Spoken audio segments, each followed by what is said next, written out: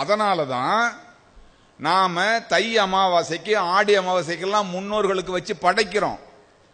அது மாதிரி கொஞ்ச காலம் கழிச்சு யாரெல்லாம் நீங்க இந்த கருத்தை உள்வாங்கி கொண்டு அறிவு விளங்கி என்னைக்காவது இருக்கக்கூடிய அறிவை இப்ப பயன்படுத்தி இந்த இடத்துல வாழ்ந்து நான் சொல்லுகின்ற ஒவ்வொரு சொல்லையும் உள்வாங்கி ஞானிகளுக்காக உணவை படைத்து ஒழுக்க நெறியில் இருந்து பூஜை செய்கின்றீர்களோ அவர்களுக்கு அடுத்த பிறவியில் ஞானம் வாய்க்கும். அது மட்டுமல்லாமல் அடுத்த பிறவியில் ஞான உணவு உண்ண வேண்டும் என்கின்ற அறிவு தோன்றும். இது சத்தியமான உண்மை. நான் பொய் பேசுறா மாட்டிக்குவேன். என்னுடைய குருநாதர் எனக்கு வாழ்ந்து காட்டிய நெறியை நான் உங்களோடு பகிர்ந்து கொள்கிறேன். சத்தியமான முறையில் பகிர்ந்து கொள்கிறேன். இதுல ஒளிவு மறைவெல்லாம் ஒண்ணுமே கிடையாது. உள்ளது உள்ளவாறு. ஆகையினால உருவமாய் இருக்கின்றவர்கள் உருவமான உணவை அதிகமாக உண்பார்கள். குருநாதரை போல அருவமும் உருவமும் கலந்து இருப்பவர்கள். நம்ம கைலாச ஐயா சொன்னாரு, அவ்வைத்தாயோடு இணைந்திருக்கின்ற உடம்பு, முருகப்பெருமானோடு இணைந்து இருக்கின்ற உடம்பு, சிவபெருமானோடு இணைந்து இருக்கின்ற உடம்பு. இது உருவம், அது அருவம். இப்ப ஐயா எடுத்திருக்கிறது பிரணவ தேகம். ஓ உருவம்னு பேரு. ஓம்னு அர்த்தம். ஓங்கார வடிவம், ஓங்கார நித்த வடிவம்னு இதுக்கு பேருங்க. அவங்களுக்கு நாம கொடுத்திருக்க உணவுல மனசால நம்ம செஞ்சாலும் அது போய் சேரும். ஒரு படையல் போட்டாலும் போய் சேரும். ஆவுடையார் கோயில்ல இன்னைக்கும் சிவபெருமானுக்கு என்ன வழிபாடு தெரியுமா செய்யறோம்? சூடான சாதத்தை கொட்டி அதிலிருந்து வரக்கூடிய ஆவியை இறைவனுக்கு தள்ளுவோம். அறிவுடையவர்கள் அதே போல சூடான சாதத்தை வடித்து இந்த உலகத்துல எங்க இருந்தாலும் குருநாதருக்கும் அந்த ஆவியை கொடுக்கலாம், சிவபெருமானுக்கும் அந்த ஆவியை கொடுக்கலாம். இப்ப கேட்கிற கேள்வியால் ஔவையாருடைய தாய், அவ்வை தாய்க்கும் கொடுக்கலாம். ஆவி ரூபமாக உணவை கொடுக்கலாம். இந்த அறிவு எந்த யூனிவர்சிட்டியிலும் கொடுக்க மாட்டாங்க, எந்த கல்வியும் கொடுக்க முடியாது. இது என்றும் அழியாத கல்வி. என்னுடைய குருநாதர் எனக்கு கொடுத்தது. உங்கள் மீது உள்ள அன்பினால் நான் இதை உங்களுக்கு நானும் கொடுக்கிறேன். ஒரு உன்னதமான கல்வி.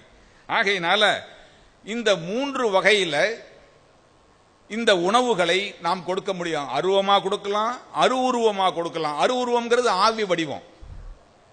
அந்த ஆவியை நம்ம கண்ணால பார்க்க முடியும். அதே மாதிரி யாருக்கும் தெரியாமல் நம்மளுடைய பூஜை அறையில சமைத்து வைக்கின்ற போது என்னுடைய குருநாதருடைய அறிவுக்கும் தெரியும், ஔவைத்தாயினுடைய அறிவுக்கும் தெரியும், முருகப்பெருமானுடைய அறிவுக்கும் தெரியும், எல்லா ஞானிகளுக்கும் சிவபெருமானுக்கும் தெரியும். நீங்கள் இந்த உணவை இவ்வண்ணமாக படைக்க முடியும். இதுக்கு பெரிய யூனிவர்சிட்டியில போய் படிச்சு டிகிரி வாங்கணும்னு அவசியம் இல்லை. நல்ல மனசு வேணும், நல்ல அன்பு வேணும், ஒரு நல்ல அறிவு வேணும்.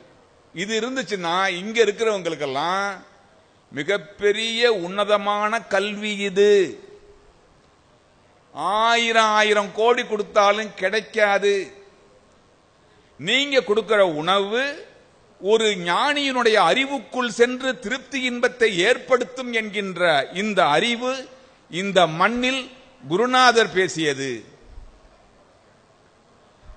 இந்த அறிவு நிறைந்த அன்பர்களுக்கு தெரியாது, இன்று தெரிய வந்திருக்கிறது. இதனை நீங்கள் பயன்படுத்திக் கொள்ள வேண்டும். அதே போல இன்னொரு செய்தியை நான் உங்களுக்கு, மிக முக்கியமான ஒரு செய்தியை நான் உங்களுக்கு கொடுக்கிறேன். இந்த செய்தி உங்களுடைய உயிரிலே பதிக்க வேண்டும். ஒன்று, உலகினில் விடைய இச்சை உடையவர்கள் உணர்வு அதற்கேற்ப இலகிட புசித்து முயற்சி மேன்மேலும் ஏறியே வளர்ந்திருக்கும். இது ஒரு ஃபார்முலா. இந்த ஃபார்முலாவை இதை படிக்கிறதுக்கே உங்களுக்கு ரொம்ப சிரமமா இருக்கும். அதனால நான் எளிய முறையில் சொல்றேன்.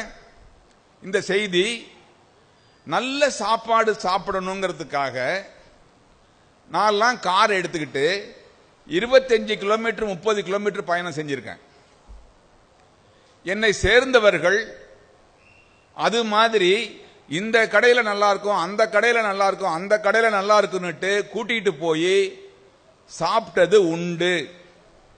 உணவின் சுவையை தேடி சாப்பிட்டது உண்டு.